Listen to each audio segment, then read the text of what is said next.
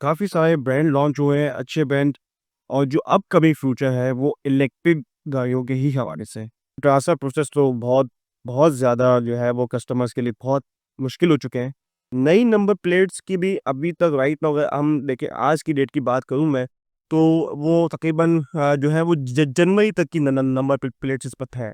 के हवाले से कि ईवी का कब तक हमारे कंट्री के अंदर जो है फ्यूचर है, कि कब तक स्टेशंस लग जाएंगे, कितना ईयर्स और लगेंगे। गाड़ी की बात द मोटर व्यू के साथ। अस्सलाम वालेकुम, welcome to the motor view. I am your host Umar Jakwani and in this video we are going to discuss about the auto market of Pakistan. आज हमारे में शाहिद अली मोटर्स पे और हम बैठे हुए हैं मुजम्मिल शाहिद के साथ, जो ओनर हैं इस शोरूम के। तो अस्सलाम वालेकुम। इस्लाम। यार, आज हम जो है डिस्कस इसके हवाले से करेंगे कि गाड़ी जो है आजकल ऑटो मार्केट क्या सिचुएशन है, क्या न्यू कार्स आ रही हैं, किस हवाले से क्या चल रहा है, आप मुझे बताएं ज़रा। देखिए, पाकिस्तान में इस वक़्त जो है वो बहुत सारे ब्रांड लॉन्च हो रहे हैं। लोकल इंडस्ट्रीज़ बहुत सारी ल लग रही हैं। लोगों के पास के कस्टमर्स के पास ऑप्शंस में जो वैराइटीज़ है वो इंक्रीज़ हो रही हैं। और काफ़ी सारे ब्रांड लॉन्च हुए हैं, अच्छे ब्रांड। अच्छे ब्रांड हुए हैं ल ल लॉन्च। और ज़्यादातर जो है वो इलेक्ट्रिक गाड़ी का आजकल जो है वो ज़्यादा लोगों का रुझान ज़्यादा है। इलेक्ट्रिक गाड़ी ज़्यादा जो है वो वेरिएंट्स आए हैं पाकिस्तान में। और जो अपकमिंग फ्यूचर है वो इलेक्ट्रिक गाड़ियों के ही हवाले से। तो आज के टाइम पे बेस्ट सेलिंग कार्स कौन सी हैं? देखिए, बेस्ट सेलिंग कार्स तो ऑलवेज़ हमेशा टोयोटा, सुजुकी, होंडा रही हैं। इसके बाद आपने देखा कि पिकांटो, स्पोर्टेज भी आएँगे। उन्होंने भी एक बहुत अच्छी खासी अपनी एक जगह मार्केट में बनाई। इसके साथ-साथ एमजी भी है ही, उसने भी कहीं न कहीं जगह ली। और भी टूसॉन आई, लैंटर आई, सबने अपनी-अपनी एक जगह ज़रूर बनाई। लेकिन जो टोयोटा, होंडा, सुजुकी है, इनकी सेल्स कोई भी अभी तक बीट नहीं कर सका। सही। तो आपका क्या कहना है कि कस्टमर्स को कौन से ब्रांड पे ज़्यादा जो है, अब नए ब्रांड्स पे उनको ट्रस्ट करना चाहिए या फिर ओल्ड ब्रांड पे ही? देखिए, जो अपकमिंग नए ब्रांड्स हैं, अभी राइट नाउ उनकी अगर हम करंट जो देखें, उसपे जो उनकी आफ्टर सर्विसेज़ है, वो इतनी अच्छी नहीं है। इस वजह से शायद कस्टमर्स जो है वो थोड़ा-सा रुक के फैसला करें। क्योंकि होंडा, टोयोटा और सुजुकी की जो बेस्ट बात यही है कि वो प्रोडक्ट के साथ-साथ आफ्टर सर्विस भी बहुत अच्छी प्रोवाइड करते हैं कस्टमर्स को, जिसकी वजह से कस्टमर्स के पास ये एक अच्छा ऑप्शन बनता है। इसी तरह किया स्पोर्टेज, पिकांटो भी अच्छी सर्विस, आफ्टर सर्विस बहुत अच्छी लोगों को मिली कस्टमर्स को। चाहे भले एक्सपेंसिव हो, लेकिन आफ्टर सर्विस बहुत इम्पोर्टेंट रोल प्ले करता है, कोई भी ब्रांड के लिए। ताकि अगर उसको सक्सेस हासिल करनी है पाकिस्तान में या कहीं भी किसी भी मुल्क में, तो उसको आफ्टर सर्विस कस्टमर्स होती है, उसको बहुत बेहतर बनाना चाहिए। पार्ट्स की अवेलेबिलिटी होनी चाहिए। जो लोगों को कस्टमर्स को मसाइल है उसको सुनना, उनको हल करना, ये एक बहुत मेजर रोल प्ले करता है किसी भी ब्रांड के लिए। तो पार्ट्स उनके जो नई कंपनीज़ हैं उनके अवेलेबल हैं इज़ीली? अभी राइट नाउ तो as सच नहीं है। अगर 2-3 मैं अगर कंपनीज़ की बात करूँ तो बिल्कुल भी नहीं है। एमजी ने अगर जो एक अपनी जगह जो न नई न नई बना सकी, बहुत कम बनाई लेकिन ब ब ब बनाई। लेकिन अगर बहुत ज़्यादा नहीं बना सकी तो उसकी वजह यही है कि उसके पार्ट्स ना होने की वजह से। तो ये कितना ऐसा टाइम लगेगा कि ये अपनी मार्केट में प्लेस बना लेंगे? देखिए, अभी तो फ़िलहाल कुछ कह नहीं सकते। अभी तो ये लोग इंडस्ट्री जो है वो स्टेप बाय स्टेप लग रही है और बहुत तेज़ी से लग रही है। लेकिन अब ये है कि फ़र्दर हमें देखना होगा कि ये किस तरह से अपने आप को ये नए ब्रांड जो है किस तरह से अब मार्केट में अपनी एक जगह बनाते हैं। अभी कहना बहुत मुझे मुश्किल है, लेकिन इंशाअल्लाह उम्मीद है कि ये अगर इन्होंने आफ्टर सर्विस अच्छी दी कस्टमर्स को, तो एक अच्छा खासा पाकिस्तान में रेवेन्यू जनरेट होगा। सही। तो आपके हिसाब से बजट फ्रेंडली कार्स अगर हों तो कौन-सी आप प्रेफ़र करेंगे?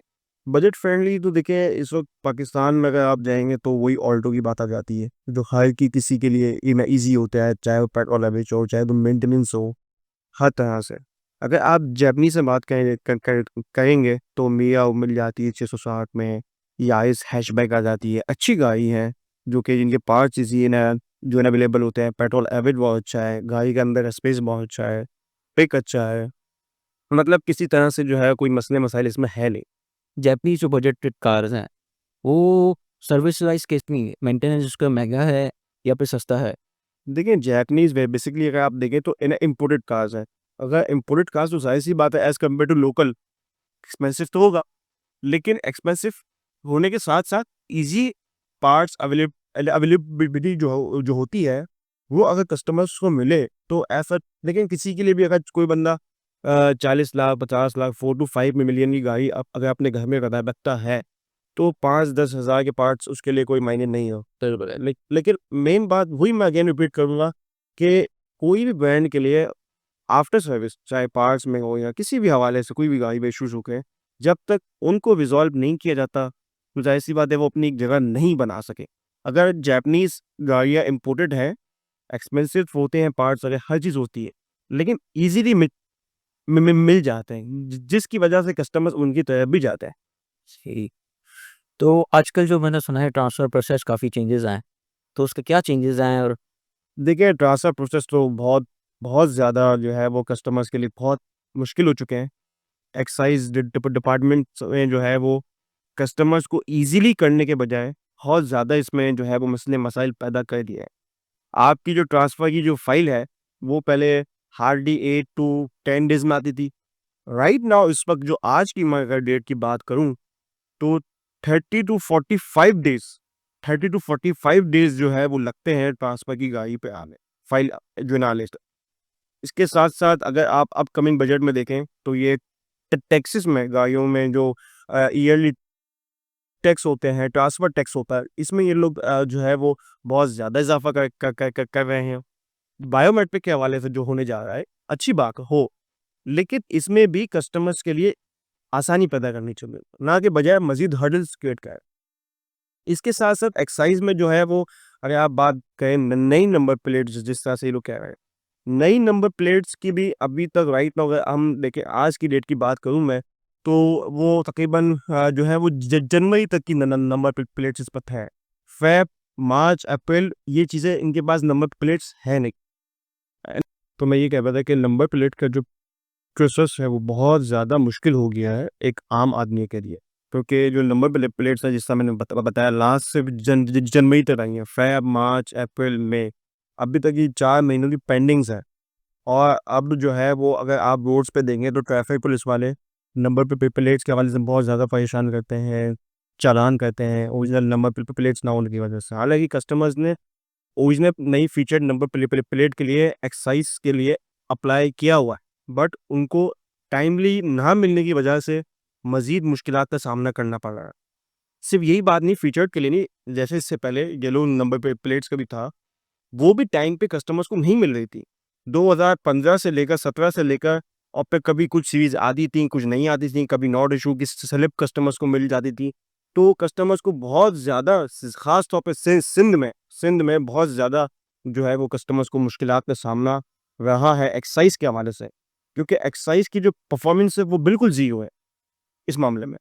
ना टाइम पे वो ट्रांसफ़र वाली फ़ाइल्स को करते हैं प्रोवाइड, ना नंबर प्लेट्स देते हैं। इसके साथ-साथ जो आजकल नया जो एक आया है कि जो कमर्शियल डबल के केबिन्स हैं, वो उनको प्राइवेट में कन्वर्ट किया जा रहा है। अच्छी बात है, गवर्नमेंट की पॉलिसी है तो हम उसको है ना जो है ना एप्रिशिएट कहते हैं। लेकिन उस पॉलिसी को मज़ीद लोगों के लिए आसान बनाना चाहिए। अगर आज भी कोई कस्टमर कोई अपना डबल केबिन कमर्शियल से प्राइवेट कराने जाता है एक्साइज़ के अंदर, तो उसको बहुत ज़्यादा मुश्किलात का सामना है। ये एक आसान काम नहीं है। इनको चाहिए कि अगर ये कोई फैसला करते हैं, कोई स्टेप लेते हैं, तो उसमें कस्टमर्स के लिए जो है वो आसानी पैदा करें, ना कि उनके लिए मज़ीद मुश्किलात का इज़ाफ़ा करें। तो एक्साइज़ के हवाले से तो बहुत ज़्यादा डिफ़िकल्टीज़ हैं, बहुत ज़्यादा। अ, ज ज ज ज ज जिस तरह मैं अगेन एंड अगेन रिपीट करूँगा कि नंबर प्लेट्स टाइम पे ना मिलना, ये एक बड़ा सवालिया निशान है। ट्रांसफ़र पे जो आपकी फ़ाइल जाती है, वो उस पे एक मुश्किल है। और राइट नाउ एक और बहुत ज़्यादा मैं आपको मेजर जो पॉइंट है वो मैं हाइलाइट करूँगा यहाँ पे कि जो एक्साइज़ का जो डिपार्टमेंट है वो फेडरल का जो एक होता है विथ होल्डिंग टैक्स होता है और एक सीवीडी टैक्स होता है। राइट नाउ फेडरल और जो सिंध के जो इश्यूज हैं उनकी वजह से अभी राइट नाउ सिंध गवर्नमेंट जो है वो एक्साइज डिपार्टमेंट विथ होल्डिंग और सीवीडी टैक्स नहीं ले रहा। थोड़े टाइम पहले भी इन्होंने यही काम किया था कि वो कुछ आपसी इश्यूज की वजह से वो लोग नहीं ले रहे थे। फिर इसके बाद जब इन्होंने लेना स्टार्ट किया, जो पुरानी वाली फाइल्स थी उनको उन्होंने ब्लॉक किया जिन्होंने पे नहीं किया था।